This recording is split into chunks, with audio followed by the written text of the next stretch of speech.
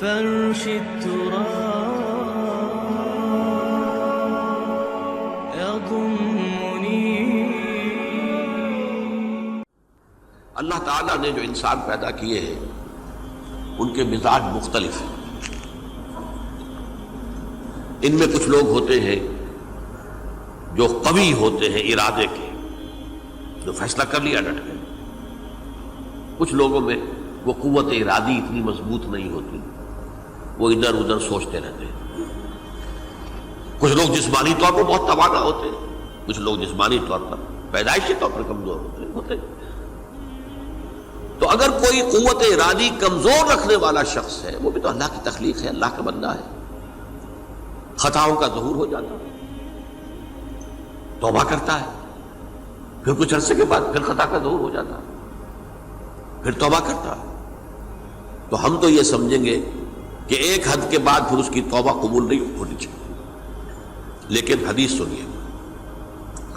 وعن ابی ہریرہ رضی اللہ تعالی عنہ قال قال رسول اللہ صلی اللہ علیہ وسلم ان عبدا اذنب ذنبا، یقیناً ایک بندہ جو ہے وہ ایک گناہ کرتا ہے. فقال، پھر وہ کہتا ہے رب، اے میرے پروردگار، اذنبت فاغفر لی، مجھ سے گناہ ہو گیا ہے، مجھے معاف فرما دے. فقال ربہ، تو پروردگار یہ کہتا ہے اعلم عبدی ان لہ ربا یغفر الذنب ویأخذ بہ، میرا یہ بندہ یہ جانتا ہے کہ اس کا ایک رب ہے جو گناہ معاف بھی کر سکتا ہے اور سزا دے بھی سکتا ہے. کیا مانی ہوئے؟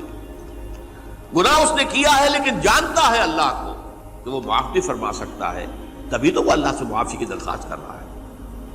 اس کے اس جاننے کی بنیاد پر، اس کے اس علم کی بنیاد پر، اس کے اس ایمان کی بنیاد پر فرمایا غفرت لعبدی، میں نے اپنے بندے کو معاف کر دیا.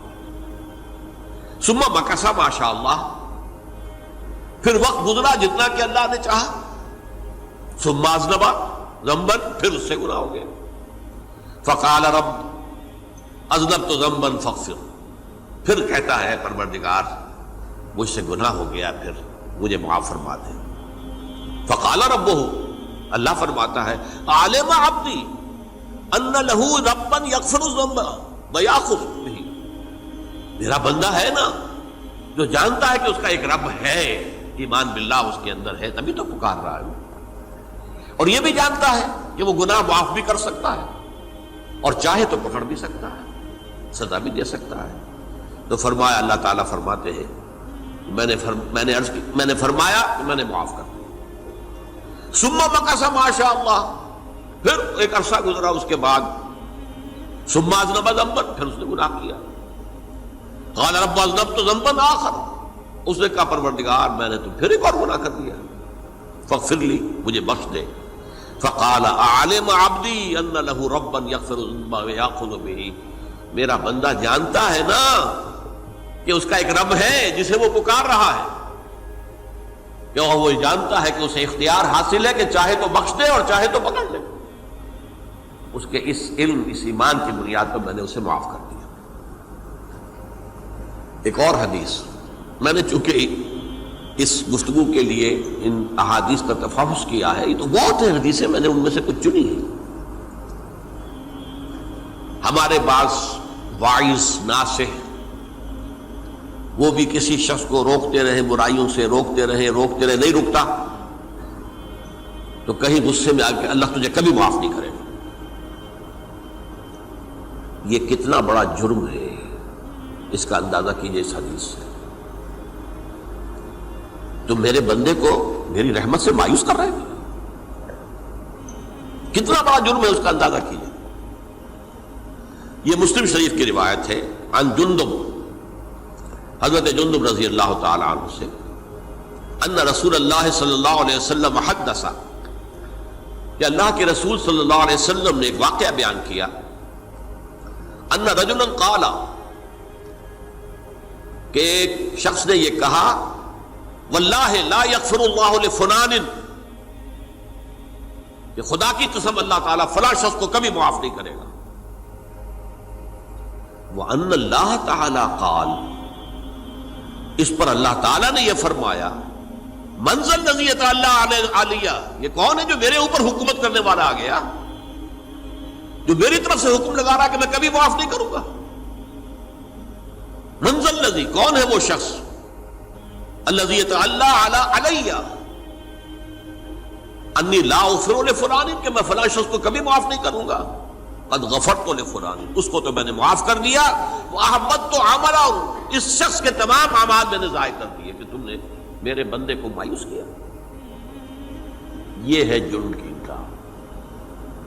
تو توبہ کی دعوت دیتے رہو، توبہ کے لیے لوگوں کو آمادہ کرتے رہو، توبہ جو ہے اس کے لیے ترغیب دیتے رہو.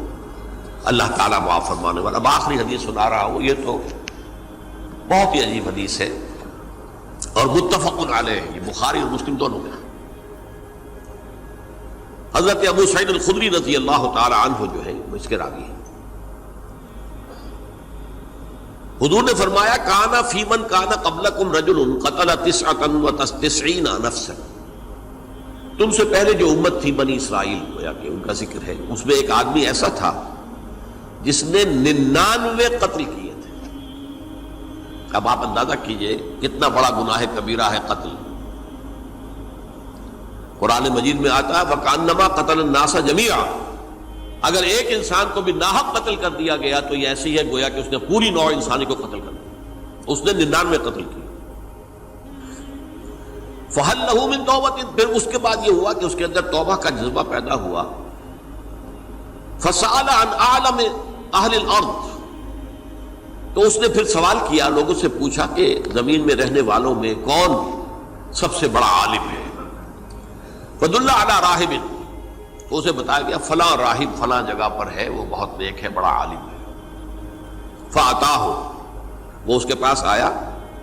فَقَالَ أَنَّهُ قَتَلَ 99 نَفْسًا فَهَلْ لَهُ مِن تَوْبَةٍ، انہوں نے کہا دیکھیے راہب صاحب، میں نے 99 انسان قتل کیے، اب مجھے یہ بتائیے کہ میرے لیے توبہ کا کوئی امکان ہے. فقال لا، اس نے کہا نہیں. فقتلہ، اس نے اس کو بھی قتل کر دیا. فکمل بہ 100، اپنی سینچری مکمل کر لی، مطلب 99 کے بعد ایک کی کسر تھی، اس کو بھی قتل کیا، 100 پورے کر لیا. ثم سأل عن عالم اہل الارض، پھر اس نے پوچھا کوئی اور کوئی بڑے عالم انسان ہو. فدل علی رجل عالم، پھر اس کی رہنمائی کی گئی ایک بڑے عالم شخص کی طرف. فقال انه قتل 100 نفس، تو اس نے وہاں جا کر کہا کہ میں 100 انسان ہلاک کر چکا ہوں، قتل کر چکا ہوں. فهل له من توبہ، میرے لیے توبہ کا کوئی امکان ہے؟ فقال نعم، کہا کیوں نہیں، 100 قتل کیے تب بھی کیا ہے، توبہ کا راستہ دروازہ کھلا ہوا. ما لم یغرغر، جب تک کہ وہ گھنگرو نہیں بج رہا اس وقت تک تمہارے توبہ کا دروازہ کھلا ہوا ہے. فرمایا نعم، وَمَن يَحُولُ بَيْنَهُ وَبَيْنَ التَّوْبَةِ، تمہاری توبہ کے درمیان اور تمہارے درمیان کون حائل ہو سکتا ہے، توبہ کا دروازہ کھلا ہے. لیکن ساتھ ہی کہا انطلق الی ارض کذا و کذا، اب تم ایسے کرو جہاں تم رہتے ہو وہاں نہ جاؤ واپس، وہاں کا ماحول اچھا نہیں ہے، معاشرہ اچھا نہیں ہے، ہو سکتا ہے کہ تم توبہ پر قائم نہ رہ سکو، تم فلاں جگہ چلے جاؤ، وہاں اچھے لوگ آباد ہیں، ان میں جا کر رہو. فإن بها أناسا يعبدون اللہ تعالی، وہاں ایسے لوگ آباد ہیں جو اللہ کی بندگی کرتے ہیں. فاعبد اللہ معهم، تو تم ان کے ساتھ مل کر اللہ کی بندگی اور پرستش کرو. ولا ترجع الى ارضک، اپنی زمین کی طرف اپنے وطن میں واپس بن جاؤ. فإنها ارض سوء، وہ بری جگہ ہے. فانطلقا، تو وہ چل پڑا، ہجرت کر رہا ہے، اس جگہ جا رہا ہے جہاں کا راہب نے بتایا تھا. حتی اذا نصف الطریق، جب آدھا راستہ اس نے پورا کر لیا، اتاہ الموت، موت آ گئی. فاختصمت فیہ ملائکۃ الرحمت و ملائکۃ العذاب، اب وہ جہنم کے فرشتے بھی آ گئے اس کی جان قبض کرنے کو، اور جنت کے بھی آ گئے. فقالت ملائکۃ الرحمہ، رحمت والے جو فرشتے ہیں جنت والے، انہوں نے کہا جا تائبا مقبلا بقلبہ للہ تعالی، یہ شخص توبہ کر کے اللہ تعالیٰ کی طرف ہجرت کر رہا تھا، اس لیے اس کی نیت کی بنیاد پر اب یہ جنتی ہے، لہذا اس کی روح ہم قبض کریں۔